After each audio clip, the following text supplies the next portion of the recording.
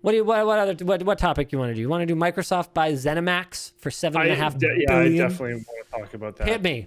Tell me about it. So the first thing that I want to go into is the 7.5 billion number, because like at a certain value, I think people's brains just go like, yeah, it's a lot, whatever. Yeah. But it's like actually a gargantuan number. Like something that got brought up, this is not original research by me. I saw this on a tweet, I think, was someone was looking at Disney's acquisitions in comparison to this. Pixar in 2006 cost Disney less to buy than ZeniMax. Wow. Pixar. That's kind of mind-blowing. Marvel in 2009 cost Disney a little over half of what ZeniMax cost.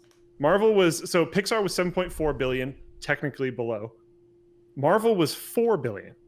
Lucasfilm in 2012 was also 4 billion. Can you imagine if Microsoft had bought Lucasfilm?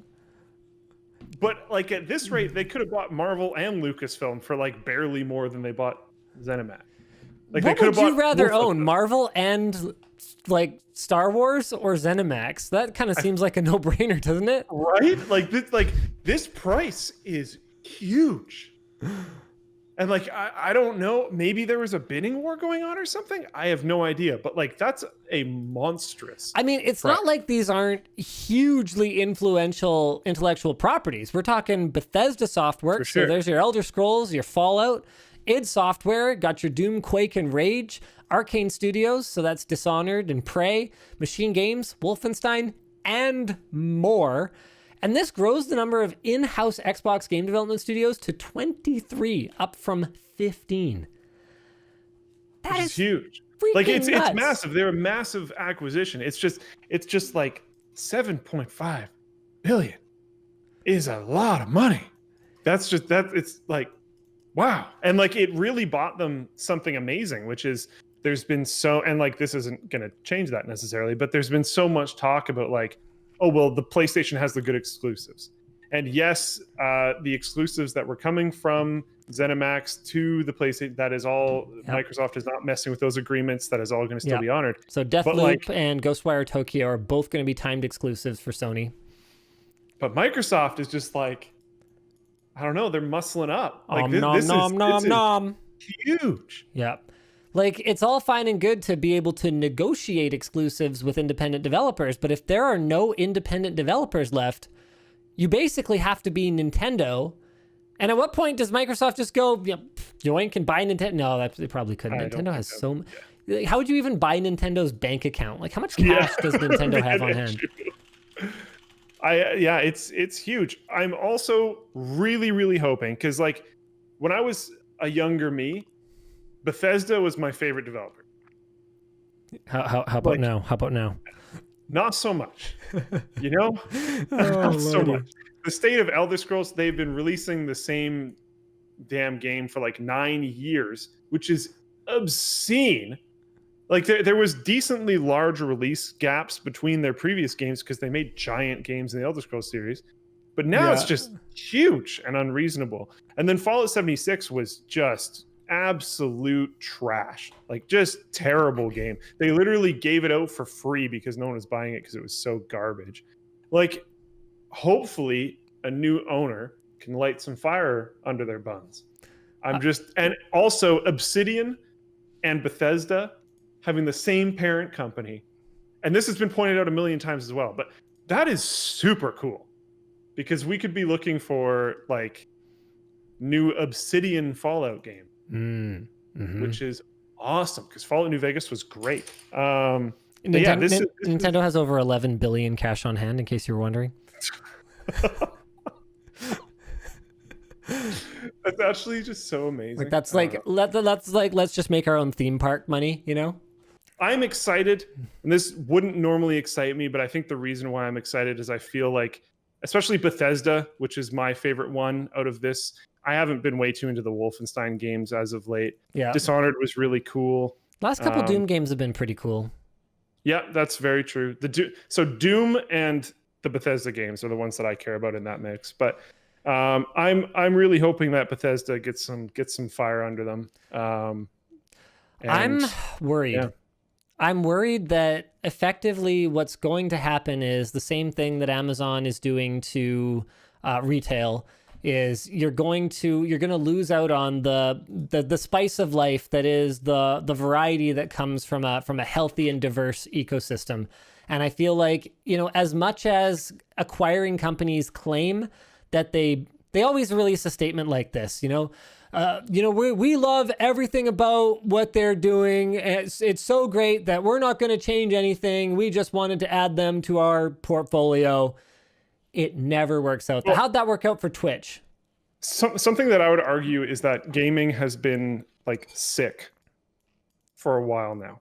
And I think the Activision Blizzards of the world and the EAs of the world are showing that. And like the amount of output and the amount of focus that gets placed on the Activision Blizzards and the EAs and the horse armor crafters. Although that reference is probably so old now that you're probably one of the only people that gets it. But that is dominating the scene by a massive amount because there is unfortunately, it is consumer driven. There is so much money in making terrible games that you can spend a lot on. Yeah. Like it's actually a thing and people will do it. And there doesn't seem to be anything that community voice can solve here because whales will wail no matter what people say. Yeah. So junk games that you can spend a ton on, very, very empty, soulless games that you can spend a ton on are doing really well. And it's cool to me that the Fall Guys and the Among Us games out there have started actually kind of popping off because they're a little bit smaller studios, smaller teams, genuinely really fun focused games. Yeah. PC gaming needs so much more of that. It absolutely does. And something that I really, really, really hope turns out to be awesome, but we probably won't hear anything from it for quite a few years, is Dreamhaven. Have you heard about this? No, it's not in the doc. But Mike Morhaime, he's a original co-founder and former CEO of Blizzard Entertainment. Oh, wow. From way back at the beginning. Like I'm talking the Lost Vikings era. Like he's from back. He co-founded the original. I think they were called something before they were called Blizzard, but like he co-founded the way back then, and then was clearly very unhappy with the Activision stuff. And then he left. I think like 2 years ago he quit. Yeah. And then he came out of retirement to found Dreamhaven. And I'll send. I like the name. If he lives up to the name, then it sounds pretty good. The name is actually the whole point as far as he's saying it. And you said something very recently that was like, everyone says this. And like, to a lot of degrees, yes. But I think he's actually directly addressing in here a lot of the issues that I think the gaming industry has had for a long time, where they're taking these artists and these creatives and they're bleeding them for microtransactions and trying to get them to pump out garbage that they can sell. They're trying to shrink deadlines. They're trying to do all this other kind of stuff to make terrible things that you can spend a lot of money on. And they go into the details here. I wasn't ready for this, but the opening statement is, "Welcome to Dreamhaven. We love epic adventures, sharing stories, and creating lasting memories with family and friends. So we're building a new game company based on our shared values and relentless passion for making meaningful player experiences." And they go on later into basically talking about having the goal to not be massive financial gain, but the goal to be high quality games and sustaining yourself off of that instead. Well, if Nintendo's anything to go on, you can have both. It can work. It can absolutely work. You're right. Like Nintendo is a great example for that. And that's one of the reasons why I've been a fanboy of Nintendo for a long time. Of that, not of everything. Sometimes Nintendo makes mistakes. Oh, absolutely.